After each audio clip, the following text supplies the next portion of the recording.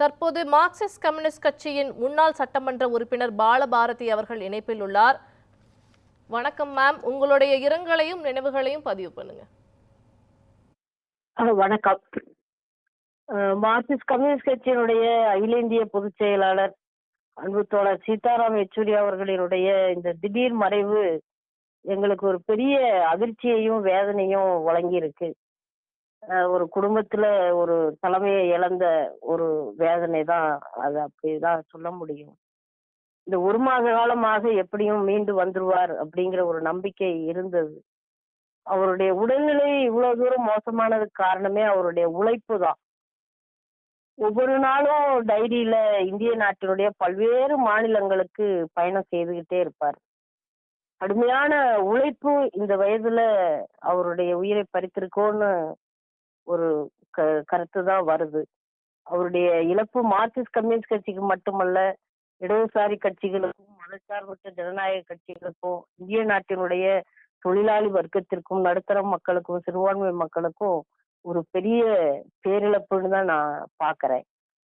தோழர் மாணவர் பருவத்திலேயே வந்தவர். அதுவும் எமர்ஜென்சி, ஒரு ஒரு அரசியல் நெருக்கடி அமுல்படுத்தப்பட்ட ஒரு கால சூழலில் அன்றைக்கு இருந்த பிரதமர் இந்திரா காந்தி அம்மையார் முன்னாடியே அவர் கொண்டு வந்த திட்டம் எவ்வளவு தூரம் கருத்து சுதந்திரத்தை, தனிமனித சுதந்திரத்தை பறிக்கிறதுன்னு எழுதி அவர் முன்னாடியே வாசிக்கிறார். அப்படி ஒரு போராட்டத்துல நேருக்கு நேராக ஒரு இந்திய நாட்டினுடைய தலைவர்கள் முன்னாடி நின்று போராடிய ஒரு இளம் போராளியாக அவருடைய வாழ்க்கை துவங்கியது. நாடாளுமன்றத்துல அவருடைய உரை என்பது மிக அற்புதமானது. வட மாநில மக்களின் தான் சார்ந்த தொகுதி பிரச்சனை மட்டுமல்ல, வடகிழக்கு மாநிலங்களில் அங்க இருக்கக்கூடிய மக்கள், இப்படி பலதரப்பட்ட மக்களையும் சிந்தித்து அவர்களுக்கான அரசு எடுக்க வேண்டிய கோரிக்கைகளை மிக நுட்பமாக முன்வைக்கக்கூடியவர். இளைஞர்கள்ட்ட இறங்கி பேசுவார். குறிப்பாக சோவியத் ரஷ்யா வீழ்ச்சிக்கு பிற்பாடு ஒரு சோர்வு என்பது இருந்தது இடதுசாரி அமைப்புகளுக்குள்ள, மார்க்சிஸ்ட் கம்யூனிஸ்ட் கட்சிக்குள்ள. அந்த சோர்வை அகற்றி அந்த செம்பதாகவே உயர்த்தி பிடித்ததுல தோழர் சீதாராம் யெச்சூரிக்கு மிகப்பெரிய பங்கு இருக்கு. ஒரு வகுப்புவாத அரசியலை சந்தித்து கொண்டிருக்கக்கூடிய இந்த சூழலில் ஒரு மார்க்சிய கம்யூனிஸ்ட் கட்சி எப்படி தன்னுடைய அணுகுமுறையை கையாள வேண்டியிருக்கிறது, மக்களிடம் எப்படி செல்ல வேண்டும் என்பதையும் ஆவண ரீதியாக, அமைப்பு ரீதியாக அதை நெறிப்படுத்தி கொண்டு நிறுத்தினார்.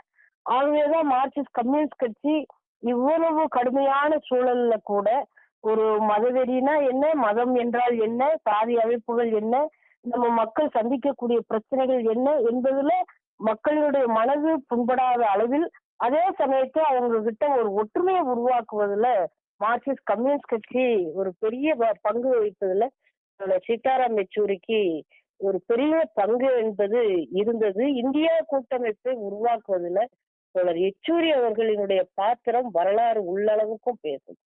அதுல எந்த மாற்று கருத்துள்ள மாநில கட்சி தலைவர்களையும் நேரடியாக சந்தித்து அந்த ஒற்றுமையை பெரிய அளவுக்கு உருவாக்கினார்.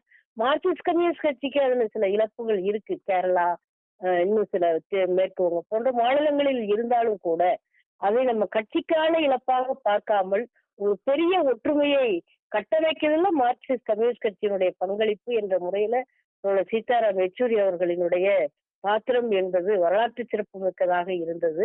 உலக நாடுகள்ல இருக்கக்கூடிய, மற்ற நாடுகள்ல நம்ம நாடுகள்னு பார்ப்போம், அங்க இருக்கக்கூடிய தொழிலாளி வர்க்கம், அங்க இருக்கக்கூடிய பொருளாதார பிரச்சனைகளை எல்லாம் கட்சிக்குள்ள மிக அழகாக அவர் ஆங்கிலத்துல விளக்கி சொல்வாரு.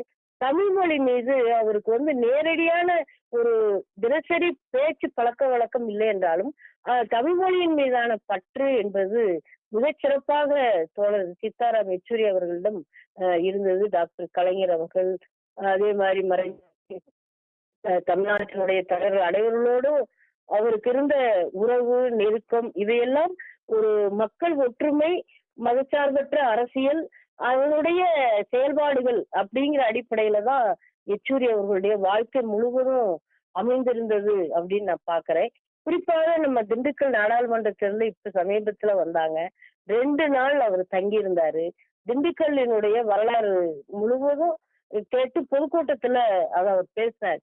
சாதாரண தோழர்கள் அவர்கிட்ட சொல்லக்கூடிய கருத்துக்களை ரொம்ப கூர்ந்து கவனிக்கக்கூடிய ஒரு தோழராகவும், யாரு அவரை பார்த்து வணக்கம் தெரிவித்தாலும் உடனடியாக அவங்க தோள்ல கை போட்டு அவங்க வீட்டுல யாரா இருக்காங்க, என்ன விவரம் அப்படிங்கறதெல்லாம் விசாரிக்கக்கூடிய ஒரு நெருக்கமான, அதாவது தோழமை என்பது வார்த்தைகள் அல்ல, நெருக்கமா எல்லாரோடையும் அவர் இருப்பார். பெண்கள் அமைப்புக்குள்ள சமத்துவமாக நடத்தப்படணும், அவர்களினுடைய செயல்பாட்டை முன்னெடுக்கிறதுல உரிய அவங்களுக்கு பங்களிப்பு கொடுக்கணும் அப்படின்னு சொல்லி அவர் பாப்பாரு. அந்த செயல்பாட்டுக்கும் கொண்டு வந்தாங்க.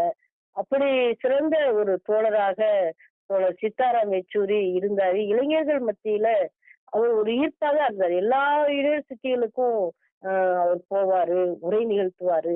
மாற்று கருத்து வந்தா ரொம்ப சிரித்த முகத்தோடு, அதாவது ஆதரவு கருத்து வந்தா கூட அவ்வளவு சிரிக்க மாட்டார். மாற்று கருத்து வந்தா அது ரொம்ப சிரித்த முகத்தோடு அதுக்கான விளக்கங்கள் அளிக்கக்கூடிய அந்த பாங்கு, மனப்பக்குவம், இதெல்லாமே ரொம்ப அபூர்வமா இருந்த ஒரு தலைவர் தான் நான் பாக்குறேன். என்னுடைய மறைவு அவருடைய குடும்பத்திற்கு ஒரு பெரிய இழப்பு தான். இந்த நேரத்துல ரொம்ப கஷ்டமா தான் இருக்கு. தோழர் அவர்களுக்கு வீர வணக்கம். அவர் உயர்த்திய செம்பதாகிய உயர்த்தி பிடிப்போம். உங்களுடைய நினைவுகளை பகிர்ந்ததற்கு நன்றி மேம்.